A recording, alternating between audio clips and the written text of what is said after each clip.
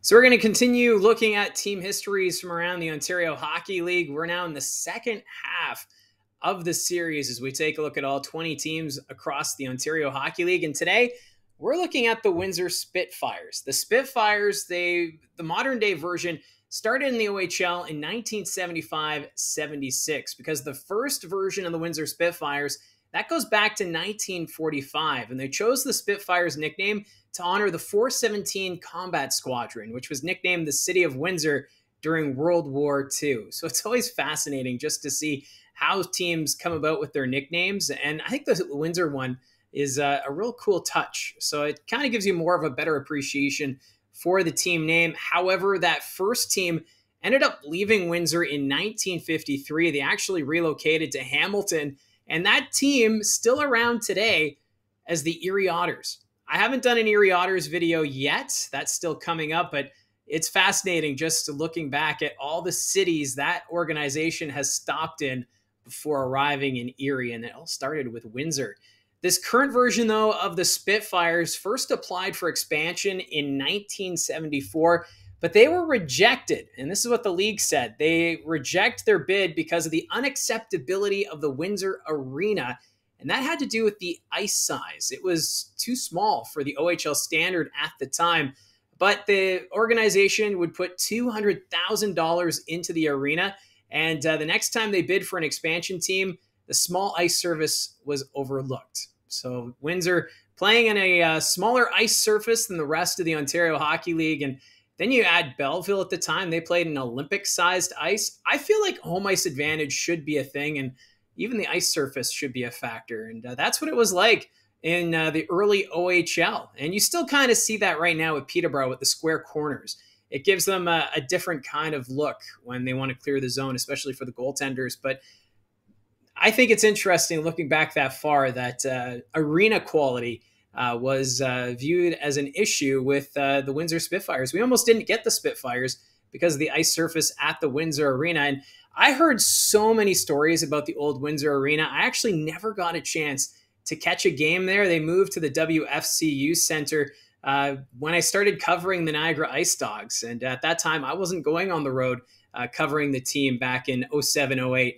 So it's the stories about the Windsor Arena, the fans right on top of the ice. And it was kind of an intimidating place to be if you were a visiting fan or even the visiting team. However, success was not that common for the Windsor Spitfires. They were actually sold to Peter Karmanos in 1984 and were renamed the Windsor CompuWare Spitfires. Since he owned the company CompuWare, it's such an odd name, and you don't see that in junior hockey where an owner will put his company name inside the team name. I know they do that sometimes in the junior C ranks or even in the junior B, but for the OHL, seemed really odd. The Windsor CompuWare Spitfires doesn't really have the same ring to it, but eventually he did sell the team again in 1989, and the owner then decided to go back to just Windsor Spitfires. Keep it simple. And it's already a nice name, especially when we learned about the history going back to World War II. So the top 10 scorers in Windsor Spitfires history, leading the way, Bill Bowler. He had 149 goals, 318 assists, 467 points during his time as a Spitfire. And yes, it's Bill Bowler who is currently the general manager of the Windsor Spitfires. Boy, oh boy, has it come full circle for him. Second overall in franchise scoring is Ryan Ellis, 73 goals, 241 assists, 314 points. Ryan Ellis, of course, part of the back-to-back Memorial Cup champion Spitfires in 2009 and 2010. And then we have Claude Luzel. He had 113 goals, 178 assists, 291 points. Taylor Hall comes in at fourth overall, 123 goals, 157 assists, 280 points. Jeff Martin, fifth in franchise scoring with 118 goals, 135 assists, 253 points. And then we have Greg Nemes, 115 goals, 133 assists, 248 points. Craig Kennedy, seventh in franchise scoring, 104 goals, 140 assists, 244 points. Tim Finley, eighth overall at 123 goals, 119 assists, 242 points. Steve Ott comes in at number 9, 116 goals, 121 assists, 237 points. And rounding up the top 10 is Steve Gibson, 118 goals and 118 assists. So it's nice to see a match there. And he ended up with 236 points. So some big names there in the top 10. And it's interesting to see the players that were part of the back-to-back Memorial Cup champions, Nemes, Hall, and Ellis being in the top 3, or in the top 10 rather. Looking at goaltending wins, your top 5 leading the way is Michael DiPietro. He had 86 wins during his time with the Spitfires. Andrew Angelage, he had 78 wins. Mike Layton, 53 wins during his time with the Spitfires. Ryan Ashaber, he had 52 wins during his time with the Spitfires. And wrapping up the top 5, Peter Ing, he had 50 wins during his time with the Spitfires. Over 100 players have gone on to play in the National Hockey League at the time of recording after playing with the Windsor Spitfires, and you know that number is just going to continue to grow as this franchise continues to get some great talent going through that organization. It is a long list of numbers that have been retired. They also have honored numbers, so let's go through it. Starts off with number 4, Taylor Hall. No surprise there. Remember that draft year, Taylor versus Tyler. So Hall versus Sagan, who's going to go first overall in that draft. And of course, Sagan playing with the Plymouth Whalers, which was across the river from the Windsor Spitfires. So a great rivalry going back between Windsor and Plymouth. But the number 4, Taylor Hall's been retired. Also number 6 of Ryan Ellis. No surprise there. Number 9 of Adam Graves and Bill Bowler have both been retired. Then we have Ernie Godden. He's number 15 has been retired. 3 players share the number 14, Steve Ott, Adam Henrique, and Ed Jovanovski. Henrique, of course, another one of those players that were on the back-to-back Memorial Cup champs. Mickey Renaud, number 18, a tragic story. Renaud passing away when he was the captain of the team. It's just it was such a tragic event, and it was nice to see his number. Used to be on the ice surface at the WFCU Center right behind the nets, just to remember their former captain. They also have a nice tribute at the arena, or at least they used to, for Mickey Renaud. But it's also nice to see that his number 18 has been retired. And also number 23 of Scott Miller has been retired. Now the honored numbers, number 4 of Marcel Pronovost, number 6 of Joel Quenneville, and number 11 of Gordon Haiti. So for the Windsor Spitfires, it seemed like their first half of their existence, they had the one OHL championship and another championship final appearance, but that was it in their first half. But then new ownership, of course, Bob Bugner and Warren Reichel will take over, and the team moves to the WFCU Center, and they've had so much success since. So I'm only going to go back to the year 2000 to start looking at their playoff history. And in 2000, they made it to the second round, knocked out by Plymouth in 5 games that year. 2001, mirror image, second round exit to Plymouth, this time in 4 games. In 2002, the Windsor Spitfires would go to the Western Conference Final, where they were knocked out by the Erie Otters in 5 games. 2003, a first round exit to the London Knights. That was in 7 games. 2004, again, out in the first round, this time to London in 4 games.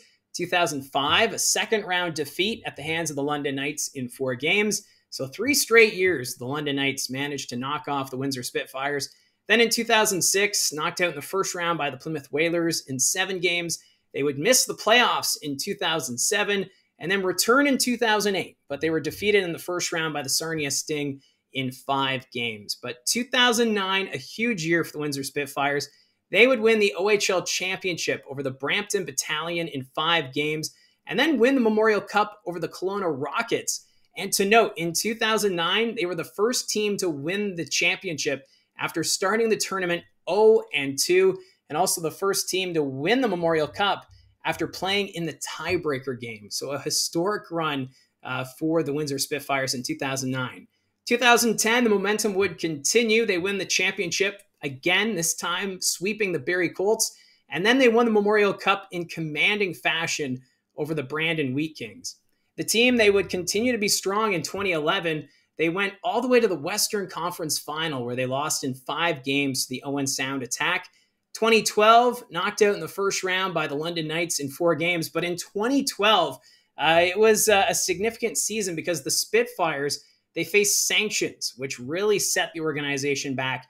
They were fined $400,000 for a recruitment violation, and they had to forfeit 3 first-round picks. So they lost the 2013, 2014, and 2016 first-round picks, along with 2 second-round picks in 2015 and 2017. So really, these sanctions, they hit Windsor hard in 2012.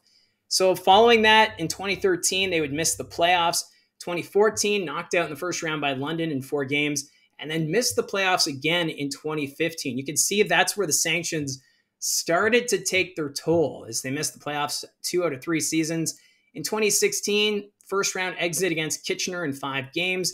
2017, knocked out in the first round by the London Knights in 7, but that was the year they hosted the Memorial Cup. So they lose in the first round, had a time to recoup and refresh, and ended up winning the Memorial Cup championship over the Erie Otters. So the host team getting, of course, that bye into the Memorial Cup, and the Windsor Spitfires taking advantage of the opportunity.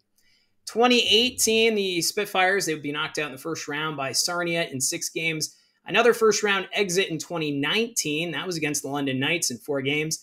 And then we lost the 2020 and 21 OHL playoffs due to the pandemic.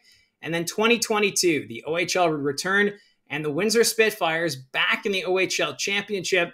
This time, though, losing to the Hamilton Bulldogs in 7 games. So close to going back to the Memorial Cup, where the Windsor Spitfires, the next season in 2023, they were the top team in the Western Conference, but they were swept by the number 8 seed Kitchener Rangers. So you go 1 game away from winning the OHL championship to the next year kind of being embarrassed in the first round of the OHL playoffs. That was the year they also acquired Shane Wright from the Kingston Frontenacs, made some big moves at the OHL trade deadline, and just the chemistry wasn't there for this Windsor team.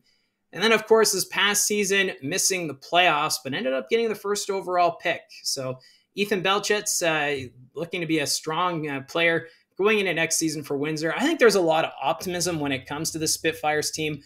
Obviously, it took this team quite a bit to get going, but they would eventually win 3 OHL championships, 1988, 2009, and 2010, and then the 3 Memorial Cups in 2009, 2010, and 2017. So the Windsor Spitfires, a very proud organization, and expect them to be back, I would think, within the next couple of years, give or take. So anyways, that's how I see it from the booth. If you have any favorite moments from the Windsor Spitfires that you'd like to share, I'd love to see it down in the comments down below. Don't forget to hit like and subscribe, and we'll talk to you again soon.